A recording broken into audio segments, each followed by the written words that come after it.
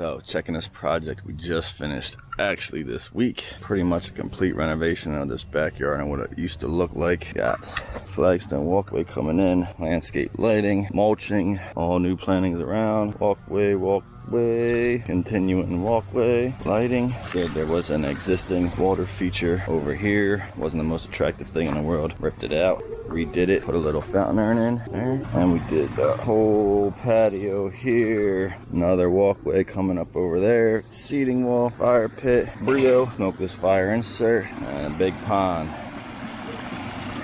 Super bright out today. Seems always happen when I go to take pictures, so get some more stuff when it's not so washed out from all the sun. Flashback. Starting to turn the corner on this beautiful project. Ryan's done an amazing job with the help of an amazing team here. Gorgeous water feature. Pretty much perfectly placed every rock here. Just a gorgeous feed into a gorgeous pond. Outcropped by a flagstone patio that's going in, and a fire pit. This beautiful staircase. I mean, it's hard to take it all in, but willow tree hanging. It's a gorgeous piece. There's Jose. You already know he's moving stuff. We on? Yeah. Stop! End of flashback.